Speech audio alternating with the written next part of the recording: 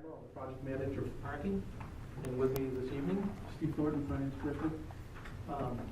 Basically, we did receive a memorandum to the council from Councilor Greenwald, looking to outline all of our expenses that we do in the parking division.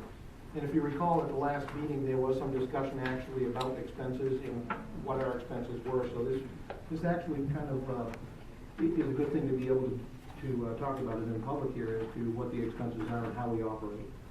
There are many parts of the division in parking. There is the operations division, which most people see out on the street with the enforcement.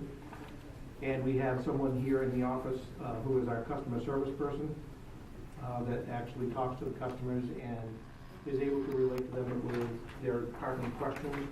And we have the operations manager. Operations manager is actually oversees that division, the day-to-day operations.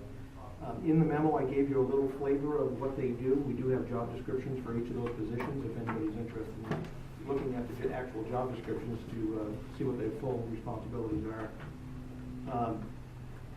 As we went through this list that was asked of us, it does fit into the actual rate increases that we've been speaking of.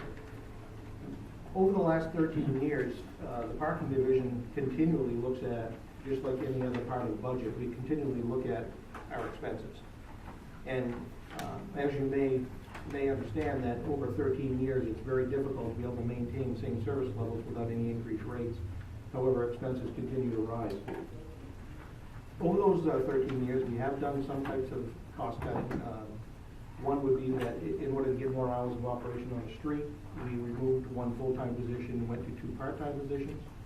That would allow us to actually get more operational hours on the street, and of course eliminated some of the benefit load, but that really wasn't the purpose of that. It was more to get the hours of operations to ensure compliance. So as you look down through this list of operating expenses, you'll see that we actually oversee the general parking activities, enforcing parking regulations. We maintain and rehabilitate parking lots. We work on repair of parking garages. There is a lot of maintenance as our infrastructure ages. As you'll see that the Wells Street deck, as we spoke about at the last meeting, is going to be in need of some repairs. We're in that process now of evaluating what those repairs may be and what the cost may be. Typical striping of spaces in the lots and in the downtown area, and I'll go over what that means because there is some perception that maybe that parking pays for the entire downtown area, but I'll explain that process when I get through this list. Snow plowing, removal, ice control, downtown maintenance related to the street parking, regular cleaning of debris, and sweeping of lots, garages, and single spaces in the downtown. I bring up the other parts of the budget to explain that we, as the parking division, pay a portion of the downtown maintenance as far as sweeping and snow plowing. We pay for the areas that we actually have. The general fund picks up the rest of that fund where they, again, take care of the rest of the streets and those types of things. So the parking division only pays a portion of that part through Public Works. And as you'll see outlined in the actual budget, in the current budget that we are proposing for FY15, it does outline those areas that we do pay a portion of. The other portion that it pays for is the downtown maintenance crew that is downtown trying to keep it aesthetically pleasing, keeping it picked up and clean. It pays for repairs in those areas if we get broken curbings, and it also pays for all the meters that are down there and the poles. There was a question about overhead. Just another comment. One of the other things that the parking division did do is, if you recall, they had very large vehicles that they used to utilize to go down through, back and forth, and do repairs. Prior to my arrival, they looked through this process and they reevaluated those vehicles, and they decreased the size of them, decreasing the cost of the actual purchase of the vehicles and the lease of the vehicles through fleet services. And as you'll see, we had an annual savings there of about $6,000. As far as the overhead goes, the way the way we understood this question is, what is the city administration fees and those types of things?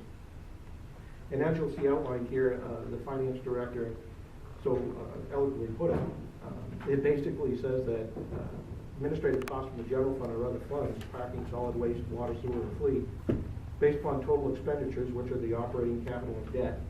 In each of these funds, most recently completed fiscal year, the fee allocates portions of the expenditure related to the mayor, city council, city manager, city attorney, IMS, human resources, the clerk's division, and so on and so forth with other divisions that we actually rely on for other parts of our division.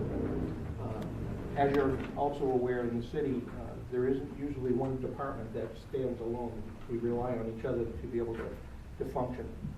So that's what those costs are for. I've gone over the staffing a little bit. We do have 4 positions. There's 3 full-time positions and 1 part-time position right now, which is a .8. We have approximately 74 hours of enforcement on the street. And right now, currently, the way it's set up, with 2 personnel on the street, you're looking to need about 108 hours worth of operational time, personnel time. So that's the way our staffing is set up at this point. And I think there was a little, maybe I misunderstood a little bit of the question about should any expenses be incorporated in the general fund, but I think the general fund, we try to keep this as a user fee. We have many people who come in and use the system. They actually pay for the portions of the parking that they utilize, and we try to keep that off the taxpayer's burden so that we don't put that again on the taxpayer. We feel that it should remain as a user fee. We feel that there's enough room there to be able to increase some rates to be able to do that. And as you'll see in the next presentation, we've come up with a couple of different ideas on how we can do that. But as far as expenses being incorporated in the general fund, the other way we could look at that is that does the parking division pay for the entirety of the downtown? And no, it does not. It only pays for a portion of that downtown. Basically, the space that we use. That was the gist of my question. Thank you. I figured I'd get it on one of them. Good. No, you got it on all of them, actually. It's partially for my information, but also for the public to actually understand that this is what the parking fund is doing. And were it not for the parking fund, the answer would be yes. If it wasn't for the parking fund being in place? Yeah. If we were to continue services and continue to maintain our parking lots and garages, it would be placed on the taxpayer. Very important comment. Absolutely. We're trying to balance the budget and also rationalize why we have meters and fines. So, questions from